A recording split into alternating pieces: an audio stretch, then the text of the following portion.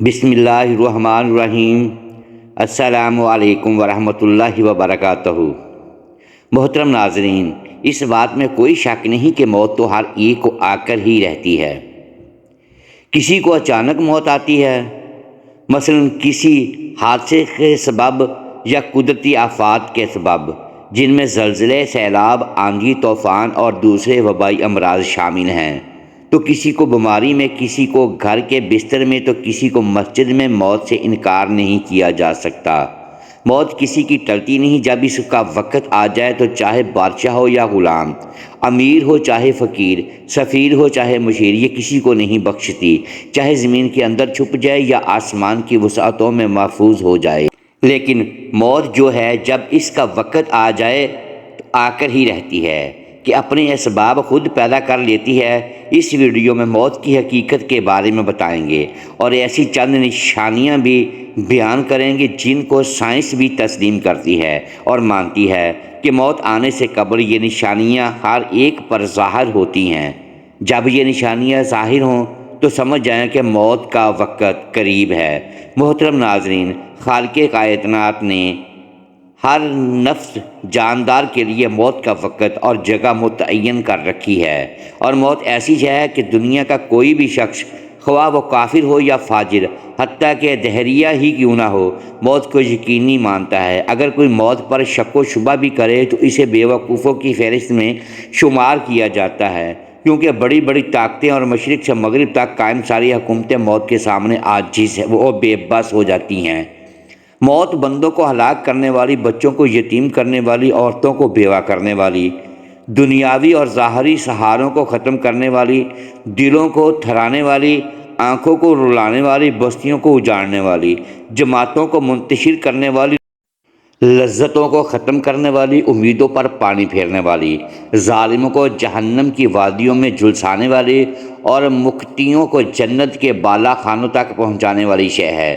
موت نہ چھوٹوں پر شفقت کرتی ہے، نہ بڑوں کی تعظیم کرتی ہے، نہ دنیاوی چودھریوں سے ڈرتی ہے، نہ بادشاہوں سے ان کے دربار میں حاضری کی اجازت لیتی ہے۔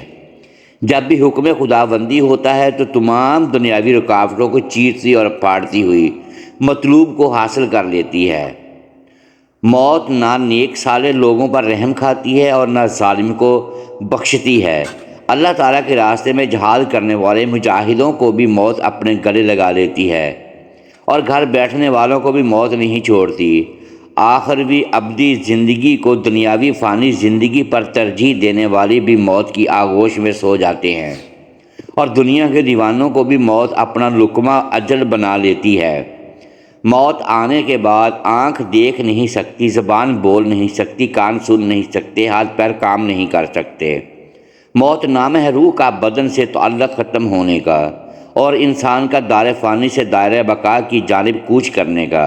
ترقی یافتہ سائنس بھی روح کو سمجھنے سے قاصر ہے، حالانکہ اللہ تعالیٰ نے قرآن کریم میں واضح طور پر اعلان فرما دیا ہے، روح صرف اللہ کا حکم ہے۔ موت پر انسان کے اعمال کا کھاتہ بند ہو جاتا ہے، اور موت پر توبہ کا دروازہ بند اور سزا اور جزا کا عمل شروع ہو جاتا ہے۔ حضور اکرم صلی اللہ علیہ وآلہ وسلم نے ارشاد فرمایا، اللہ تعالیٰ بندے کی توبہ قبول کرتا ہے یہاں تک کہ اس کی آخری وقت آ جائے۔ ہر روز، ہر گھنٹہ، بلکہ ہر لمحہ اپنی موت کے قریب تر ہوتے چلے جا رہے ہیں۔ سال، مہینے اور دن گزرنے پر ہم کہتے ہیں کہ ہماری عمر کتنی ہو گئی، لیکن حقیقت یہ ہے کہ اتنے ایام ہماری زندگی سے کم ہو گئے۔ موت ایک مصیبت بھی ہے، جیسا کہ اللہ تعالیٰ فرماتا ہے، اور وہی تمہیں موت کی مصیبت پیش آ جائے۔ سورہ مائدہ۔ اللہ تعالیٰ نے اپنے کلام کے متعدد آیات میں موت اور اس کی حقیقت کو بیان کیا ہے، جن میں سے چند آیات پیش خدمت ہے۔ ہر جاندار کو موت کا مزہ چکھنا ہے، اور تم سب کو تمہارے اعمال کے پورے بدلے قیامت کے دن ہی ملیں گے۔ پھر جس کو دوزخ سے بچا لیا گیا اور جنت میں داخل کر دیا گیا، وہ صحیح معنی میں کامیاب ہو گیا، اور دنیاوی زندگی تو جنت کے مقابلے میں دھوکے کے سامان کے سوا کچھ بھی نہیں۔ سورہ آل عمران۔ اس آیت میں اللہ تعالیٰ نے انسانوں کے کامیابی کا معیار ذکر کیا ہے، اور وہ یہ ہے کہ اس حال میں ہماری موت آئے کہ ہمارے لیے جہنم سے چھٹکارے اور حصول جنت کا فیصلہ ہو چکا ہو۔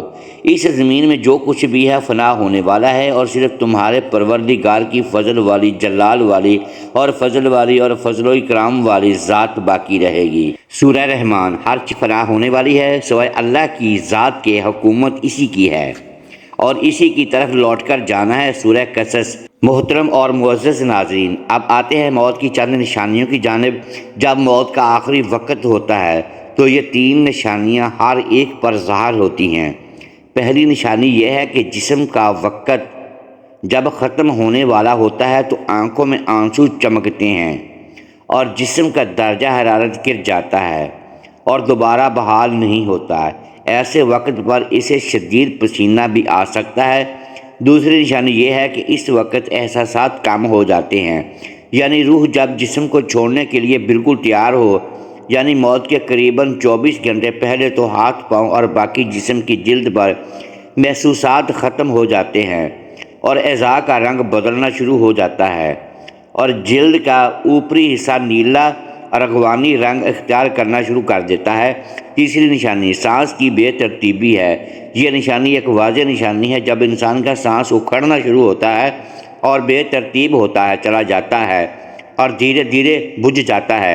میڈیکل سائنس والے جانتے ہیں کہ یہ وہ وقت ہوتا ہے جب رخصت ہونے والا لینے آنے والے کو محسوس کرنے لگتا ہے اور دیکھنے لگتا ہے، تو ایسے موقع پر اس کے منہ سے کچھ ایسے الفاظ نکلتے ہیں جسے سن کر ڈاکٹر کہتے ہیں اسے الویژن ہو رہی ہے۔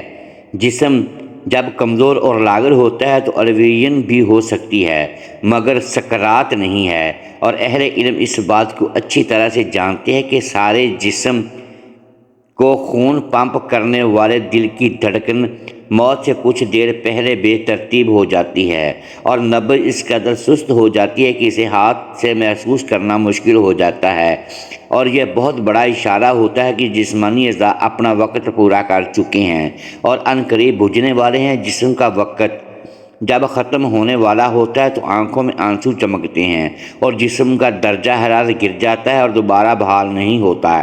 ایسے موقع پر اسے شدید پسینہ بھی آ سکتا ہے۔ ایسے موقع پر کمزور دل افراد اپنے جذبات پر قابو نہیں رکھ پاتے، تو انہیں چاہیے کہ مریض کے پاس نہ رہیں اور اس کے پاس ہرگز مت روئیں، کیونکہ جسم کی سماعت کی حص پوری طرح سے کام کر رہی ہوتی ہے اور محبت کرنے والے اہل خانہ کو تکلیف میں دیکھنا بھی ایک تکلیف ہے۔ اسی لیے رخصت ہونے والے جسم کی روح کو اس تکلیف میں مبتلا نہ کریں اور اپنے جذبات کو قابو میں رکھیں، اور ایسے موقع پر ختم ہونے والے جسم کو سخت ہاتھ مت لگائیں اور نرم ہاتھوں سے اس کے بالوں میں انگلیاں پھیریں اور بار بار اس کی جگہ تبدیل نہ کریں، اور جتنا ممکن ہو اس کے لیے سکون فراہم کریں تاکہ اس پر یہ عمل آسان ہو سکے۔ کچھ لوگ ایسے وقت پر مریض کو کلمہ پڑھنے پر مجبور کرتے ہیں۔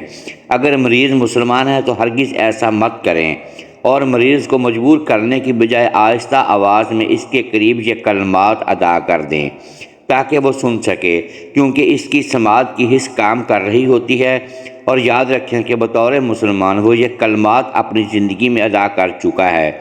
اسی لیے اس موقع پر اگر وہ اپنی زبان کی کمزوری کی وجہ سے یہ کلمات ادا نہ کر سکے تو کوئی بات نہیں، اور ہرگز اسے گنہگار شمار مت کریں۔ اللہ تعالیٰ نے اس کی زبان سے یہ کلمات اس کی زندگی میں سن رکھے ہوتے ہیں، اور وہ بڑا ہی غفور الرحیم ہے۔ اللہ سبحانہ و تعالیٰ سے دعا ہے کہ اللہ پاک ہم سب کو موت سے پہلے موت کی تیاری کرنے کی توفیق عطا فرمائے۔